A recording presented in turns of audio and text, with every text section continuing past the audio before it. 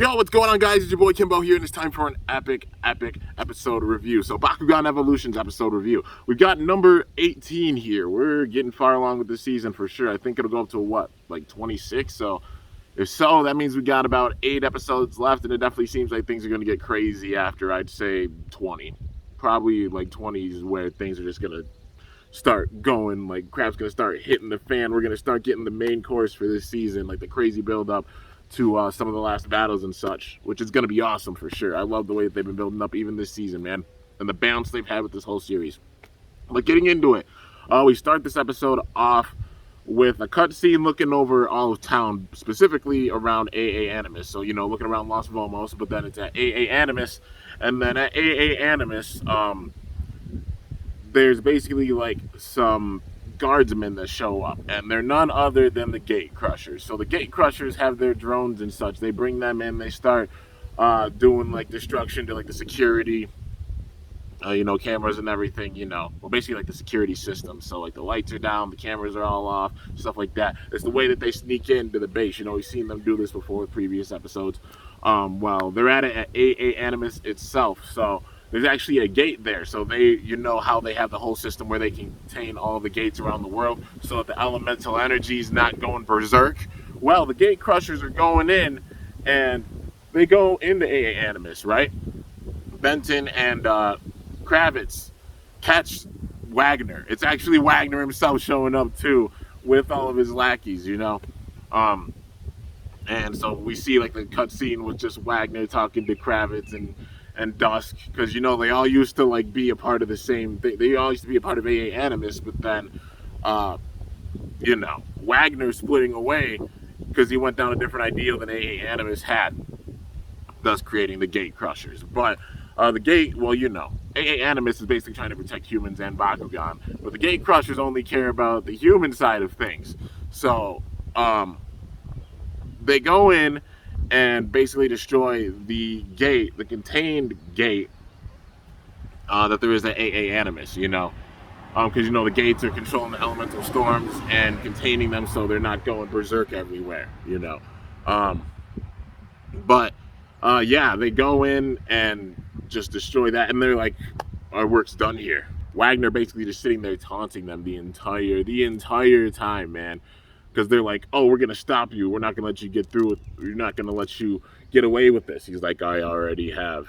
Because he was stalling for time. And then they took out the gate. Because they have a new device using the technology of AA Animus. And they use that device in order to destroy the gates completely, And, so we see that. And then after that happens, Benton's like, we're going to need some help. Because they realize like he has this technology now with some serious power that can obliterate gates. So he hits up the Awesome Brawlers, of course. They're all sitting there, and it's so cool. We all see them talking at Benton Dusk's, his lab and such, or his office, whichever one you want to say. But just getting like that cutscene with Benton back in his office talking, you get season 1 vibes even with that, man. Like, I just love it. The fluidity of like references to previous seasons, as well as like a few homages, with the figures and such to the previous era. It's really, really sick, man. They're keeping this balanced out really, really well. Main thing's just the cards. I'm gonna say it like forever, man. The TCG is amazing, and just the main thing being the cards. But getting back into it, man. The Awesome Brawlers basically say they'll help, Benton out with this, like dealing with the Gate Crushers.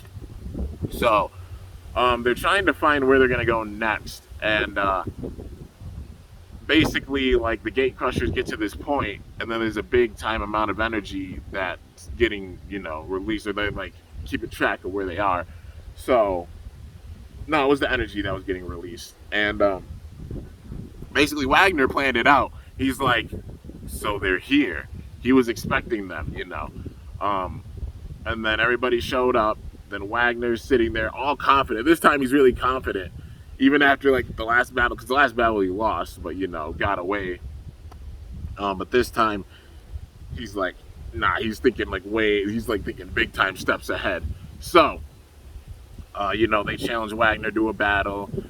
They all roll out their Bakugan, and then Wagner Well, Wagner doesn't rely on his Bakugan. He, like, all of his, like, fellow workers, minions, I don't know, whichever one you want to call them. Some of his staff of the Gate Crushers, the other Gate Crushers, threw out their Bakugan. The Awesome Brawlers threw out their Bakugan, but then they used some, like, web technology, and they basically shut down, like, 4 of the Bakugan right away. So they didn't even, like, stand or such. But Feral and Drago slipped through, so those two battled. They're sitting there, like, doing a bunch of battles and such. The thing is, with these battles, Wagner's Bakugan, like the Gate Crusher's Bakugan, weren't attacking that much.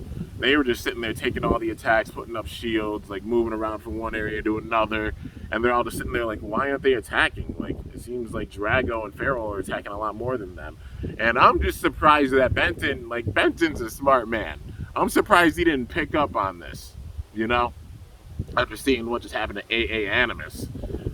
With the device and everything. He knew the device was there and that it was a thing, but he wasn't accounting for the fact that they were stalling for time. The same thing. They were stalling for time. They weren't trying to battle or overpower them. They knew if they would have tried to go straight blow for blow with the Awesome Brawlers, they probably would have lost, But he was just stalling for time, putting up the shields and such, and they got enough time to where they were able to crush the gate, And then he basically explains how he's trying to take out every single gate. So basically, it's sort of a similar type of approach that they had with Tico, just in a different way. So with Tico, he wanted to infect the V virus, like he had the V virus in him. He wanted to infect the V virus into every single core, right? Every single core that there was around the planet. And then that way, like, Earth and Vestroia would be his. It's a similar system, but a different type of motive with it, similar type thing, like separating the two planets, but in a similar system, but just different at the same time. It's hard to explain, but you'll get the reference, because this time, the Gate Crushers are trying to take out all of the different geocores, like basically all the elemental drones. They're trying to destroy them. That way it severs, like once they destroy all of them, it'll sever the connection with Earth and Vestroia. But if you remember, things on Vestroia are freaking bonkers too. Like, they're going really ridiculous. You see it with all the different worlds, all the storms and stuff that are building up there. So Vestroia is not in a good place either. And Dan says that. He's like, Vestroia will be in bad shape too. What about the Bakugan? Wagner straight up said he does not care about the Bakugan. He cares about the humans. So it's like the extreme, we're seeing the other extreme, where it's like we only care about the humans big time, other than the Bakugan, that type of thing. Because we've seen with the Bakugan being like, we can't trust humans or such. Gregorius Reed kind of getting into it just for business, But this is the extreme side with Wagner. Like, we only care about humans. We don't care about the Bakugan. Screw the Bakugan, basically saying that. It's the flip side of what we've seen with the last few seasons with this, so it makes sense they're doing it with this approach. Dan, of course, got pissed, man. He was heated. He's like, we're never, ever going to let you win. We're going to save Vestroia, and we're going to save the Bakugan. We care about the Bakugan. They're our friends. We're going to save Vestroia, we're going to save Earth, but we will never sever the connection with our partners. And everybody basically agreed. And, that was basically the end of the episode. So overall, just the development with the Gate Crushers, that's like, we got all these entities. Jansen Tech, the Gate Crushers, the Elemental Asylum. I think that's still lingering in the background, right? It seems like they're going to be all a part of the same thing. The question is, like, which one is the biggest one out of them? I'm starting to think Jansen. Like, I'd say Jansen Tech, and then probably the Elemental Asylum, and then the Gate Crushers. Because it seems like the Gate Crushers are the ones that are behind, like, the crystals and everything. Like Jansen Tech being behind the crystals, and people being able to spread out elemental energy with that. The Gate Crushers trying to sever that connection in general. There's a lot of different things going on here, and if they're all part of the same thing, I wouldn't be surprised. But when things get real, you already know your boy Magnus is going to be coming back, man. For now, they're not showing off Magnus because they don't need to. They're having the development with, like, the Awesome Brawlers and such, and developing the plot a little more. When things start to get more crazy, we're going to see Magnus again, for sure. And we're going to see some other Bakugan, too, that obviously we haven't seen in a little bit because he kind of vanished. That being Wrath, because the whole thing of Faustus and Wrath, I'm still wondering what's gonna happen when Faustus comes back. Like, is he gonna be good? Is it still gonna be like is it gonna be like the Hal G type thing where he's still infected with this power, and then it's gonna be like low key, kind of like how Benton was low key with the V virus and Tico was manipulating him. Is Wrath gonna do the same thing with Faustus? Because he's got that power, you know. And Faustus is the one that rolls out Wrath, so it could be a similar thing. If so, that's a big nod and a big reference to the first season of the first era. That'll be really, really awesome, man. But yeah, overall, I really enjoyed this episode, developing that plot that much more, and I love how they just tie together like some fun moments, you know, with some episodes, but then things obviously getting serious to building the plot, but they still squeeze in those fun episodes like we've seen before this episode here. Now getting some development with the Gate Crushers, attacking AA Animus itself, man. But yeah, overall, really, really epic episode. Okay, so now, getting into the second part of the episode. We're at the Bakugan Academy. Everybody's sitting there basically training, you know. And while they're doing their strict training, because, you know, Headmaster Short, you know, like Coach Short, but now Headmaster Short, you know, they're all sitting there just doing their stretches. Drop and give me 20, 50, blah, blah, blah, blah. And they're all stretching. And then Dan's sitting there talking. He's like, I'm yawning. I'm tired. It's been, like, crazy. I've been working so hard doing a bunch of stuff. And then, you know, he's like, I hardly got any sleep last night. And so Winton's like, you better not say it too loud, otherwise he's gonna come over. You know, but in the middle of them doing their exercises, there's a rumble, and there's actually a truck that shows up. This truck has none other than than Haru Ren's favorite person ever. I had to, Haru Ren. You already know, you're my dude. I had to, but his favorite person ever, that being Kubo. So Kubo has appeared at the academy, and then like all of the students just start marking out, like fanboy and fangirl, because you know, like Kubo's really popular, and you know, they're all like, oh, it's the real Kubo, whoa, it's really him, really getting excited, you know, and he's like, you know, live streaming it, of course, and Coach Short just runs up, he's like, what do you think you're doing? You do not have authorization to be here. And Kubo's basically like, well, I do. It was a while ago, but Headmaster Faustus said that I should come by and do a show. That way, you know, it could boost the morale of the students and such at the academy. And he was sitting there in the office. They were sitting there talking about this in the office. All the students were listening in, too. And, like, basically, Short's just like, no, I will not allow it. Headmaster Faustus is not the headmaster anymore. That's me. And then Athena just comes right in and says, I'm sorry to say this, and I'm being real, but basically saying we don't approve how things are right now, and that a request should be honored. And then Kubo's like, I like her. And then Coach Short's like, nah, it's not going to happen. And then they decide they're going to have a small little battle to decide. Sorry to sneeze. But what it is basically a game. It's capture the flag. So, it's a big truck. But it's capture the flag. So essentially, 5 members for Team Short, 5 members for Team Kubo. The members of Team Kubo were Athena, Dan, Leah, Winton, and Lightning. And then for Coach Short, it was actually Headmaster Short, you know, aka Coach Short, you know. But for now, we gotta call him Headmaster Short, because he is. So Headmaster Short and the other teachers. So it's basically the students versus the teachers. So it's like a gigantic, like, kind of final exam type of thing. Or like, not a final exam. This is more of like a major test, you know. Like, they would probably be this stage, like a major test, like, you know, like a state exam or something, I'd say. Yeah, so, basically all the teachers are putting in, like, implementing all the things that they taught the students, you know, like thinking of your opponent's strategy, Sykes was, and then, you know, getting the big jump, like how, you know, the meditation teacher, I said they all had, like, their different elements incorporated with their battles. So the goal is to get to the other side and get their flag. So the teachers are all sitting there. Honestly, the students started getting walloped. Like the teachers were getting major hits in on the students. I think Trox went down first because like the Arliss teacher, his Bakugan is freaking sick, by the way. And also, just notice they haven't really shown the ball form for any of the teachers' Bakugan except for Short. They showed Colossus, and they even showed, well, I'll get into that in a little bit, but they showed Colossus. And that means they're definitely holding off on showing off their Bakugan, man. Mainly, it's the Arliss teacher's Bakugan that I'm the most curious about, because we've seen all the other ones, you know. We've seen Krakenoid, we've seen Griswing, we've seen Aqua's Jetra, you know. But the Arliss teacher's Bakugan, it's like a gold bat skeleton. It's really cool, man. That's definitely got to be one of the Bakugan they're going to put out in one of the last waves. They're just holding off on like showing the actual Bakugan. It's going to be in one of the last episodes where they actually show it off, man. They got to show the ball form for all of them.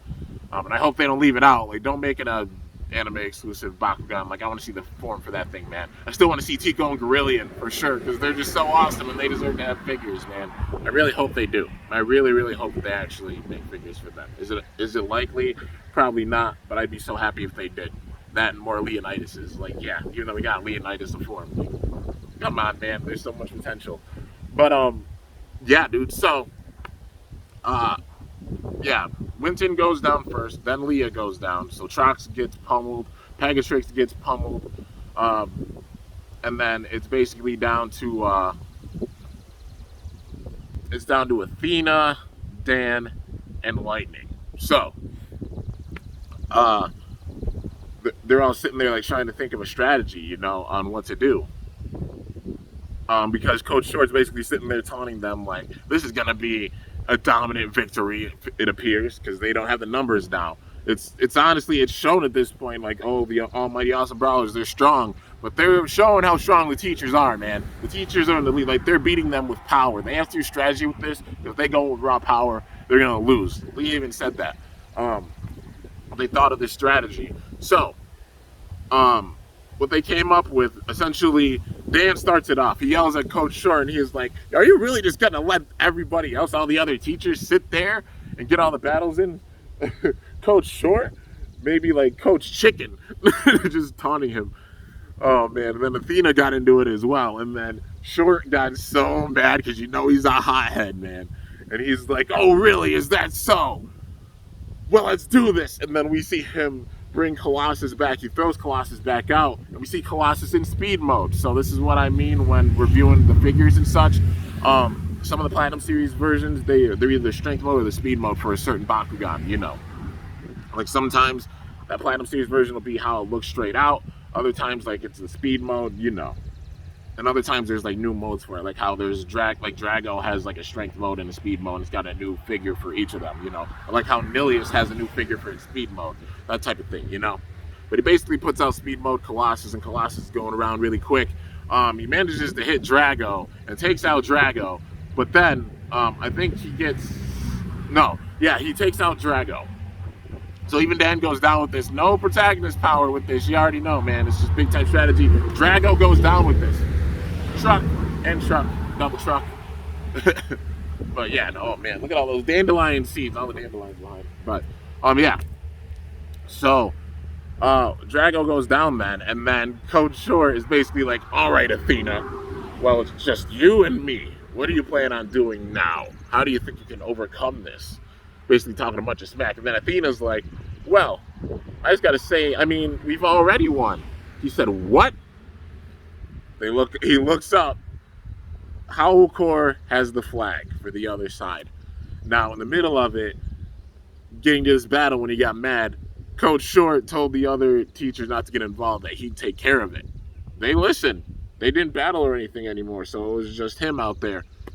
And so they probably all saw this going on, you know, but Coach Short being just like, you know, one track minded and being a hothead going in for the battles, you know, and not realizing what he said, you know, they managed to get the jump and take it. And then he looks over, the teacher's all upset, like, oh, why didn't you help me? Well, you told us to stay on the side, you know, you told us not to get involved. And they listened to him. He's the headmaster. They're like, we have to respect the wishes of the headmaster. And then he's sitting there getting all mad, throwing a tantrum. He was upset, man. He's like, oh, come on, really? And then you know, afterwards, everybody goes over to the Cubbo truck because Cubbo's on the inside. And then Athena just runs up and just starts fangirling. And Dan's like, what? Why is she going so crazy over Cubbo? And then Leah was like, you didn't know? Athena's a big time fan. So like how Shun's a fan of Tumpy, Athena's a fan of Cubbo. She actually has a Cubbo figure in her room that she holds and hugs and such. Like some people make fun of that, but don't do it. Like having that stuffed animal can have a lot of sentimental meaning and such with it. Like it's perfectly natural, and don't let anybody tell you otherwise. Sometimes you gotta do what you gotta do to cope. Or even it might just be like a figure or something that you're really, really into. Like it's perfectly normal to have hobbies and such. Don't let anybody tell you otherwise. But yeah, Athena has a giant Cubbo figure, and it's really accurate too, man. Even the details with it was an adorable scene for sure. Because seeing like that tough exterior for Athena, but then like finding out like they never really said it because Athena's so to herself, and such a strict brawler with everything. But yeah, having that soft side to where she's actually a big time Cubbo fan and even has a Cubbo in her closet, that she hugs and such and talks to, which was really, really sweet. But yeah, dude. So with this, Athena's sitting there going crazy, like, oh, so now we're gonna have a show and stuff, right? Like, I'm so excited. And then Cubbo's basically just like, heh, I was trying to get I got a bunch of views on that.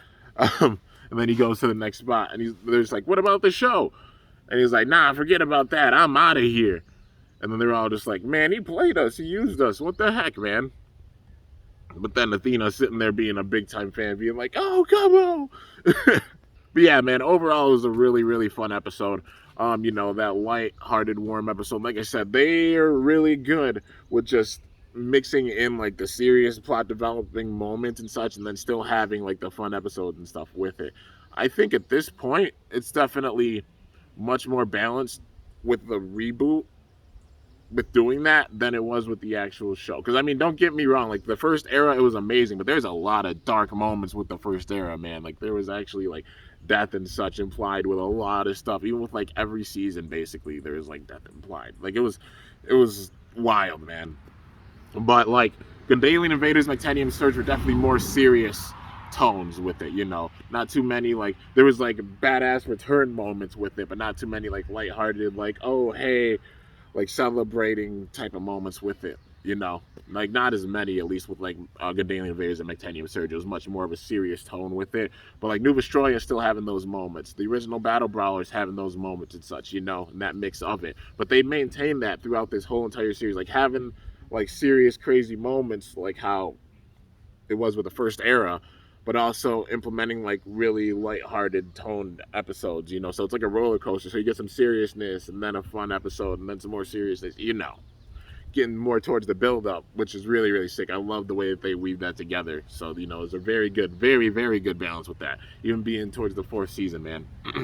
But yeah, overall, I really, really enjoyed this episode. It was a lot of fun, big time development with the first half of it, and then like the fun side with like the second half, but still being like a kind of serious more being like a test of the Bakugan Academy, and it seems like the whole solid armor of Short is starting to crack, because I mean, look at the last couple things, like he tried to get rid of the maintenance guy and bring in Judge, but then people didn't enjoy that, and then he brought them back, because the students sitting there and speaking up and speaking their piece, like the power of the student body, having the power to even change the decision of the headmaster, because it's like they weren't behind it, and then they brought back the old maintenance guy, and then even with this episode, the whole thing with Cubbo coming in, this battle, the students taking it in their hands and showing their growth. But yeah, they won with strategy. May not have been just raw strength, it was strategy, but that's what they got to use, is not just strength, because the elemental storms are strong, the teachers are strong, but if you use the right strategy, you can figure out the way of taking down these storms, like these future storms, because they're going to get worse for sure. Things haven't calmed down on Vestroia. They may have on Earth, because like Benton's work and such, but even still, like you have the gate crushers going around, so it's still chaotic on Earth, even with them all being contained, the elemental storms. But yeah, man, overall really loving the balance, for sure.